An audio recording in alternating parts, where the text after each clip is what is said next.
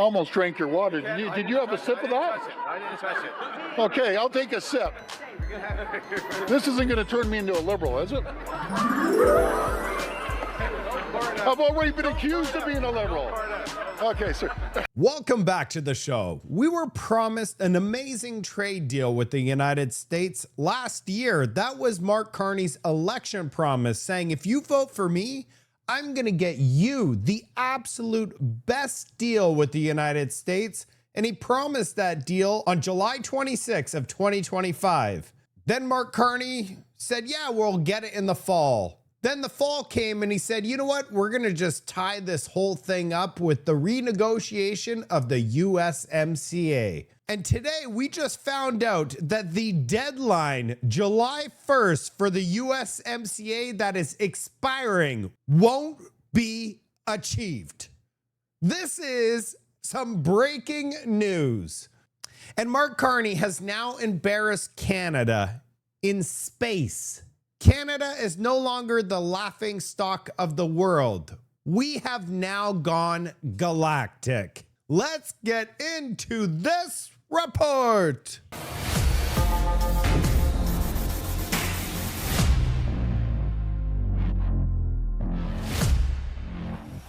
Holy crap! Jameson Greer, a U.S. trade rep, said, we're probably not going to be able to obtain a trade deal with Canada by the deadline of July 1st of this year. This is unbelievable because Mark Carney campaigned saying he was the only guy that can negotiate a win with the United States. We're a year later and have absolutely nothing to show for it. And we could potentially have the end of the USMCA under his clock. He's like, you know what? Forget the US. We're going to China and doing deals with them instead. What are the odds that Donald Trump just decides to cancel the trade deal with Canada altogether? Check this out. We've worked really closely with the Mexicans over the past year. They've resolved a lot of issues. The Canadians, we have some issues with them that haven't been resolved yet. We aren't probably going to be able to resolve all issues by July 1st, but I think we are on track to resolve many of them and to move as quickly as we can. What do you think? We're not able to resolve all the issues. I believe it's the supply management issue, and Mark Carney's not going to budge on that. With the war in Iran, surging energy costs and fuel and gasoline, plus Canada has the highest food inflation in the G7. This is a massive concern. Mark Carney claimed in the House of Commons that affordability is the best it's been in Canada in over a decade. We have brand new data that shows the consumer price in the G7 economies and the OECD, which is 30 plus economies. Inflation is the absolute worst in Canada. Check out this chart.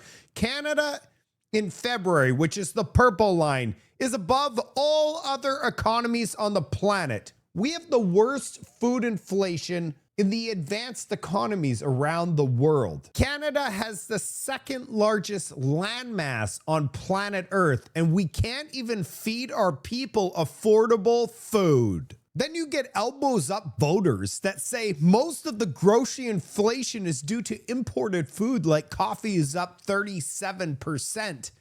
You know, the world is rejecting the Canadian dollar, which is causing food import prices to skyrocket. Rod thinks that food inflation is not Mark Carney's fault. And this comment up here is correct. One of the only causes of inflation is the increase in money supply. The Conservatives have published this new campaign ad against Mark Carney and the Liberals. What do you guys think? This thing is going viral.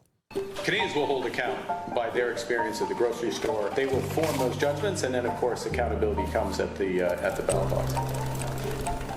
That's true.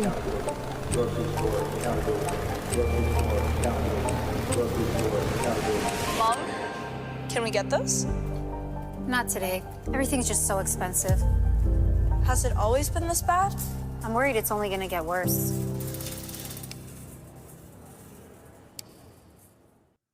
What do you guys think? This thing's going viral. Is it gonna get people in this country to wake up? Because after 11 years of Liberals, people can't afford to eat in Canada. Conservative MP Roman Barber posts here, annual revenue for the federal taxes on fuel is $5.2 billion. Instead of giving each family 25 cents off a liter of gasoline, Mark Carney announces $3.8 billion for nature. Is it really for nature though? Or is it a way for Brookfield to make a whole bunch more money? Or is that money gonna be used to ban us from going into nature? We all know how these liberals think. I love rural Quebec. Check out how blue and deep blue parts of Quebec are. They're more blue than conservative rural Alberta. All I have to say to my Quebec counterparts, you rock. Melanie Joly just announced $64 million towards the steel sector in Quebec. Conveniently, Terrebonne have several steel fabrication plants. I'm sure that this announcement is just a coincidence, not $64 million worth of bribe money. We're announcing $64 million for 99 businesses across Quebec. The 99 businesses are maybe from the North Shore of Montreal, in the Eastern Township, in the beautiful region of Quebec, and all of these businesses will be able to help continue to grow and to pivot, notwithstanding the fact that they're victims of unjustified and illegal tariffs by President Trump. Terrebonne, are you going to be voting Liberal with your brand new $64 million from the Liberals? Mark Carney basically forced the Air Canada CEO, Michael Russo, to retire this year because he didn't speak any French.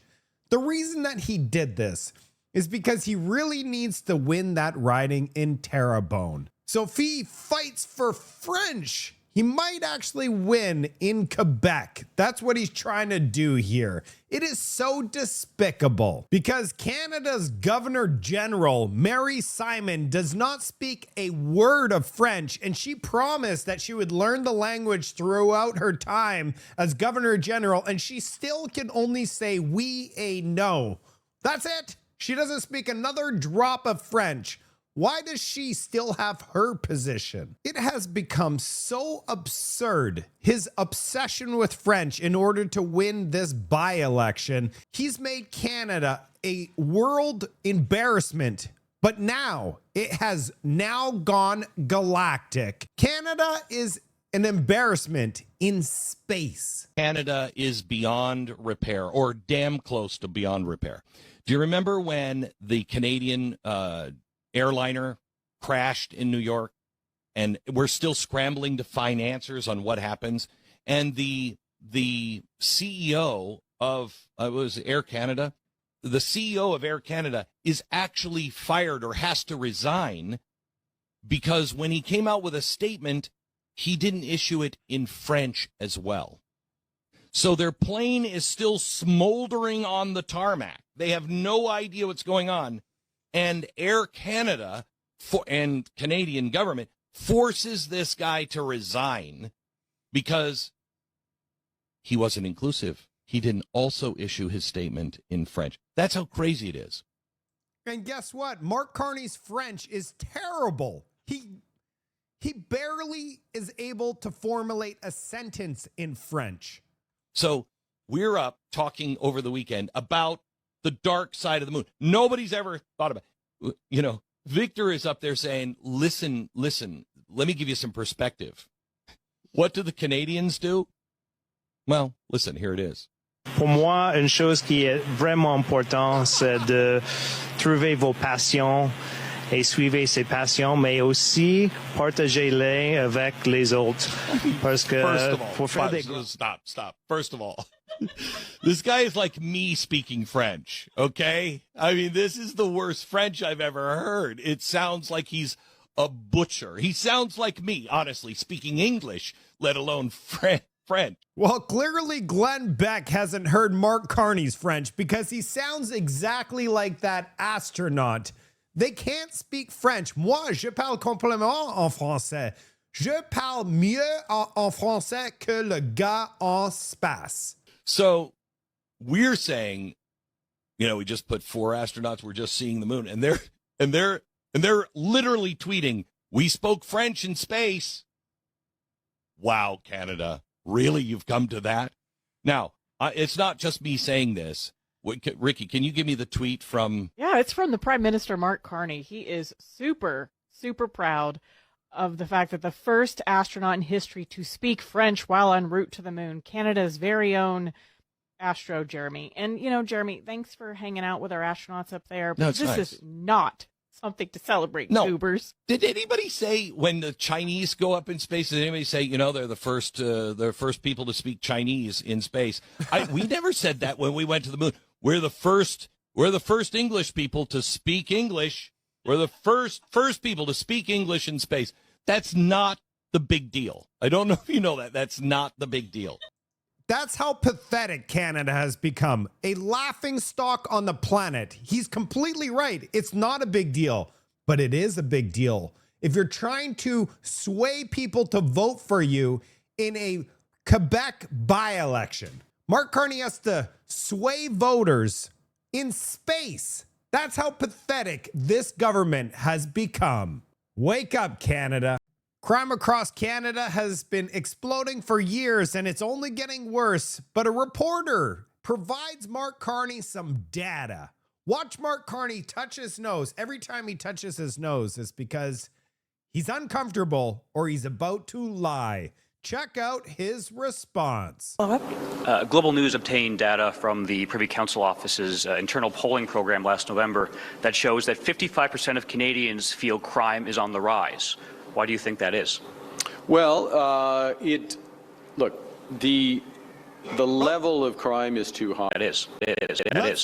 I want you to check out his face. Watch this. When he says the data set, look at his face. Yeah, he didn't like numbers, concrete numbers. Liberals do not like data. Then he touches his nose. Well, the level of crime is too high. I mean, you can say any level of crime is too high. The level of crime is too high.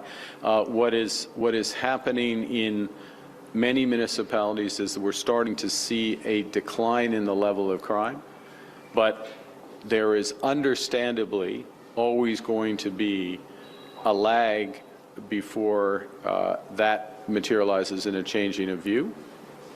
We're going to have to save this clip because in 6 months from now, when crime rates continue to explode in municipalities, we're going to have to replay this clip.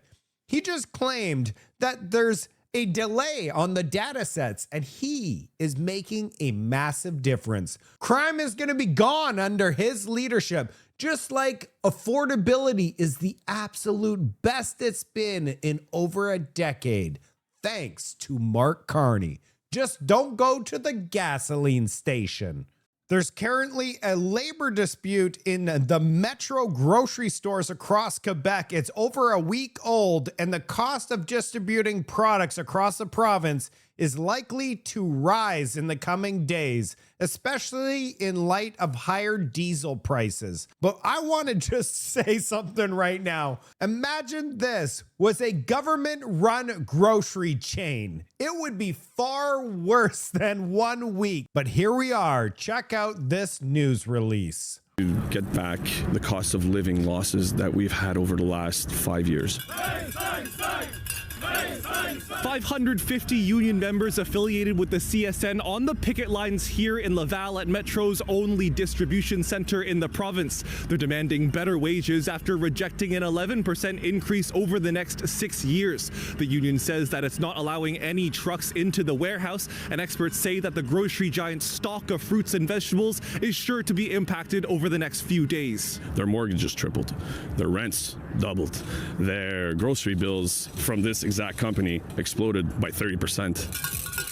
Union leaders saying wages haven't kept up with inflation, rising just over 2% a year under the last deal they had at the start of the pandemic. The world in which we live in, 2.25% is not a way to be able to sustain a family. Experts saying the cost of the strike will likely be passed off to the consumer. The distribution center exists for a reason. It's to optimize supply chains. If that doesn't exist, then it slows things down and costs increase. This has been pretty expensive for a while. Workers now demanding a 20% increase next year, including 12% to make up for what they say were low wages in the past. Metro's annual reports showing that profits were up more than 40% since 2019, a rate faster than the growth of their sales. In French, they told us la ballon a besoin de dégonfler. In other words, the balloon's too big. We're not moving off our offers. The next day, we decided to go on strike. Metro says the strike came before negotiations were finished, telling City News that the union nevertheless called a strike last Monday morning, even though the parties had agreed the day before to continue negotiations, including on monetary issues. But union leaders saying that they had an unlimited strike mandate that was approved almost a month prior, allowing them to act at any time. Now, workers say they're prepared to stay at the picket lines until they get a better deal. On the first day of the strike, the employer brought 6 Voyager buses full of scab workers. The demand for produce is being shifted over to competitors right now, and that's not necessarily a good thing. And here at a nearby Metro location, just 10 minutes away from the Laval Distribution Center, shoppers already noticing a clear shortage of fruits and veggies. Today, right now, it looks like it's kind of empty in some places. A lot is missing, bananas and what have you. There's really a minimum. We didn't hear anyone complaining, and maybe the bosses find it hard, but no, for the customers, it's very well understood. Experts say that as distribution becomes scarce, Metro will have to skirt around the warehouse, delivering produce to its stores directly. Metro has no choice. It has to really support its stores, and the produce section is a very, very lucrative section. Analysts also say this strike reflects a broader wave of labor disputes, driven mainly by wages and automation. Unions tend not to like that because being replaced by robots is not necessarily an appealing thing for a membership. Zachary Chung, City News, Laval. That's it for today's report. Is it too much to ask for to keep politics out of space? Especially given that the entire world is watching these astronauts, because for the first time in many, many decades, we're finally back in space with humans going around the moon. And Mark Carney has to use the opportunity to win a by-election. Canada is a laughingstock of the planet. It's so embarrassing to be Canadian. What do you think's going to happen with the USMCA? It's expiring on June 30th, and the US say that we are a problem in Canada. Is anyone surprised? We have this expert genius negotiator that has delivered 0 results in a year. Do you think that will change by July 1st? I have my doubts. I'd love to hear from you in the comments section. I'll see you on the next report.